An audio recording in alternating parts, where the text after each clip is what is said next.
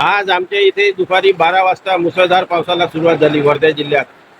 सेलू तहसील बाबापूर येथे बघा मित्रांनो कसे पाणी साचलं आहे. मुसळधार स्वरूपाचा 12 वाजतापासून पाऊस चालू झालेला आहे. बघा बघा शेतात कसं पाणी साचलेलं आहे. बघा आज आमच्या नदीला पूर येणार आहे.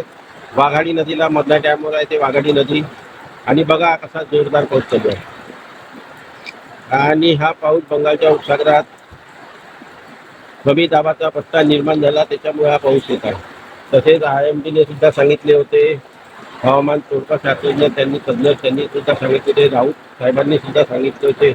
पुष्कळशा तज्ज्ञ लोकांनी वर्धा जिल्ह्यात आज मुसळधार पाऊस सांगितला. आजची तारीख आहे 30 आणि दुपारचे 12 वाजतापासून पाऊस चालू झाला. बघा मित्रांनो किती मोठ्या स्वरूपात मुसळधार पाऊस चालू आहे. बघा अशाच पावसाची शेतकऱ्याला आवश्यकता होती.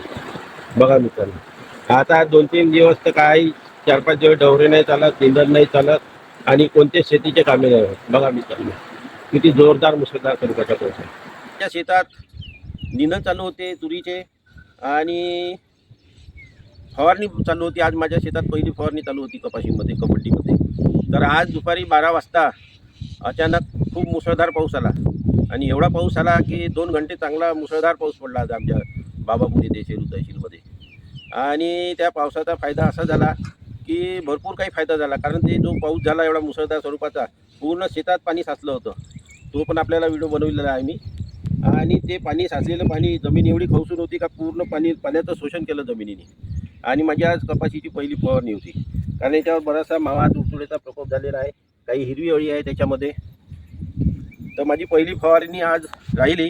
आता बघेल आता उद्या किंवा परवाला करेल मी पहिली फवारणी. आणि आज जो पाऊस झाला हा अत्यंत महत्त्वाचा पाऊस झाला शेतकऱ्यांसाठी. कारण ह्या पावसाची गरजच होती. ते विठ्ठलाने पांडुरंगाने पाऊस पाठवला.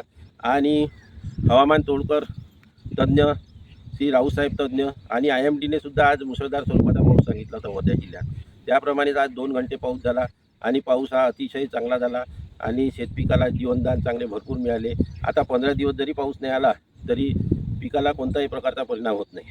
ज्या माझ्या शेतकरी मित्रांचे खात वगैरे देणे राहिले असेल किंवा तणनाशकाची फवारणी किंवा वरची फवारणी कीटकनाशकाची राहिली असेल तर वातावरण उघडल्यानंतर त्यांनी आपापल्या शेतात कीटकनाशकाची फवारणी करून घ्यावी आणि कपाशीची सुद्धा फवारणी करून घ्यावी मित्रांनो.